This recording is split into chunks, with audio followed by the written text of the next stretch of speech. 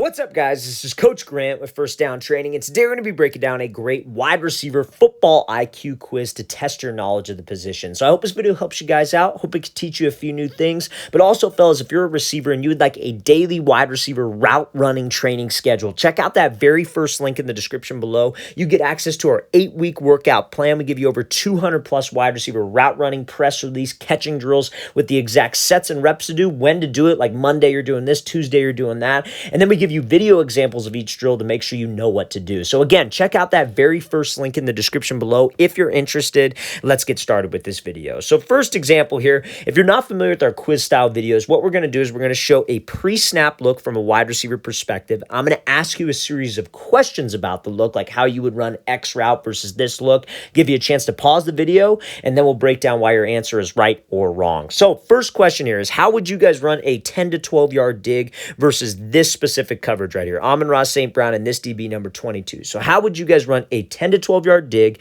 versus this specific look? So you guys can go ahead and pause the video and think about your answer. Pause the video.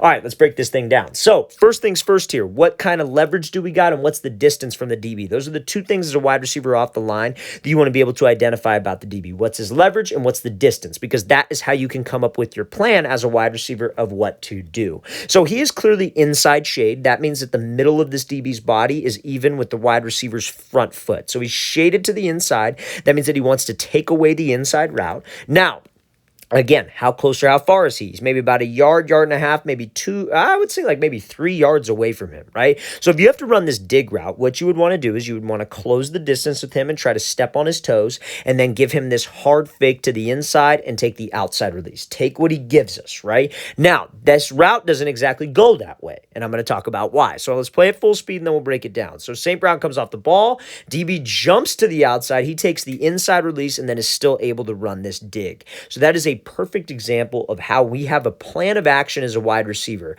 but sometimes the plan doesn't always go our way and we have to react. When it comes down to playing the receiver position, it's about having a plan, but also number two, it's about reacting. So again, our game plan, like again, we want to close the space with this guy. We want to give him a fake to the inside, make him think we're running a slant right now, because pre-snap, he was inside shade. He wants to take away the inside routes. But again, DBs are crafty individuals. They like to disguise coverages. They like to overreact sometimes. They like to show zone, come down in man, whatever. So when we come off the ball and we are closing the distance with a DB, we are gathering info on him right now.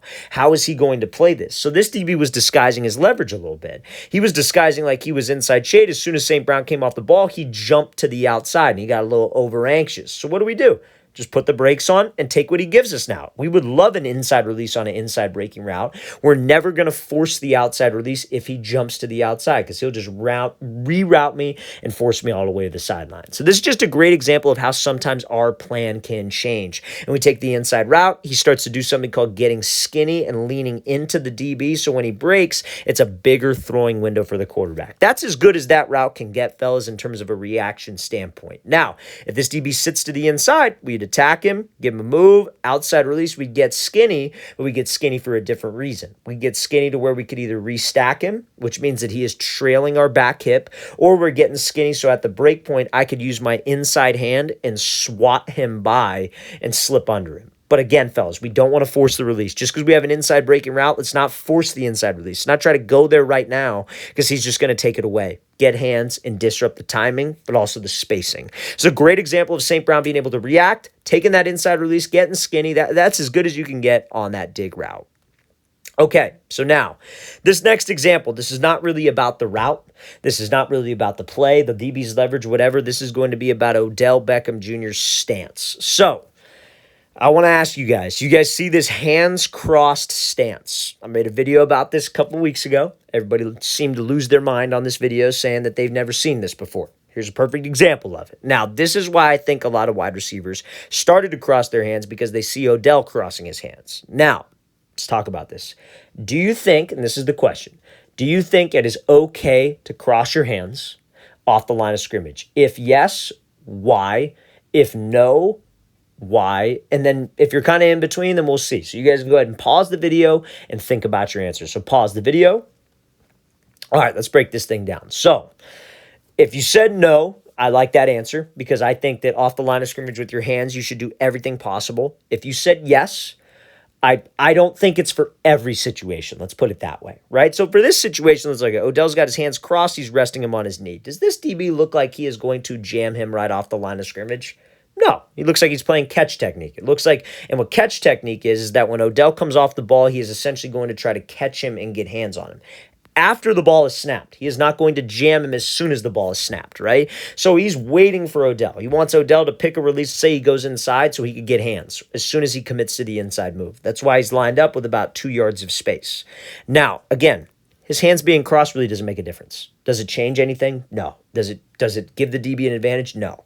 But if you got a guy who's right up in your face and you line up with your hands crossed like this, all he's got to do is pop you right in the chest. Because what you have to do is you have to separate your hands first and then go up and swat the hands. And everybody's BS argument about this is, oh, well, if he shoots you in the chest, why don't you just bring your hands straight up? Oh, yeah, good call when your hands are crossed. You're not going to get your, and in shoulder pads, you ain't going to freaking get your hands past your shoulders at all. So all he's got to do is just pop you right in your chest, and you're not going to be able to do a thing about it. Oh, just go straight up with my hands. That's the dumbest thing that I've ever heard, ever comment I've read on all those videos that I post about the hands being crossed in the stance. If you go straight up with 2 hands, or even with 1 hand, that is not a powerful position at all. What's going to stop this DB from just freaking pushing your hand down? Because it's not an explosive position. You are more explosive when those hands are a little bit wider and you could come across, not straight up, across, right? Again, like we said, it's just about being efficient, guys. If he's off in zone, I could care less if you cross your hands. If he's off in catch technique, off man, I could care less. But if he's right up pressing your face,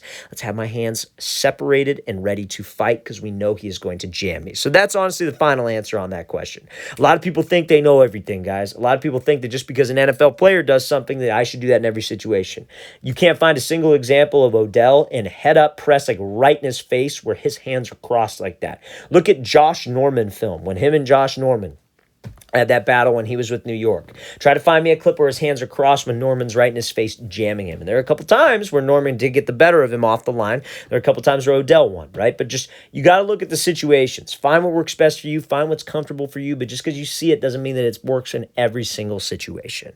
All right, so now, next example that I want to talk about here. This is going to be a situational like coverage question. Don't normally do a lot of these on these wide receiver quiz videos, but I think this will help you guys out. So play concept that we have here. This coverage is 2-man coverage. So I'm going to talk about what 2-man is, and then I'm going to ask you a question. Because receivers, it's important to know the coverage. It's important to know the defense because you can anticipate yourself getting the ball. You know what route is probably going to be open, and you know what the quarterback is going to be thinking. So 2-man coverage is where you have, there's an outside receiver over here that you can't see, so it's trips left. So this is the number 2, that's the number 1, and that's the single receiver on the right side. So at 2-man is like cover 2. You have 2 safeties that got the deep pass of the field. It's not so much the deep pass of the field, it's got like the deep portion of the field. And then we got man underneath. So he's man on the 1, he's man on the 2, he's man on the 3, he's manned up right here, he's manned up on the running back. So it's man-to-man coverage across the board. They're only bringing 4 guys. But then we also have 2 deep safeties. So this passing concept or defensive concept is to stop the deep pass. Keep everything in front of him. In this specific play, it was 3rd and 8. So obvious passing situation. They got to get the first down. They got to throw the ball past 8 yards, right? So the play concept we have a fade on the outside. We have a drag from the 2. We have a 10-yard out from the 1.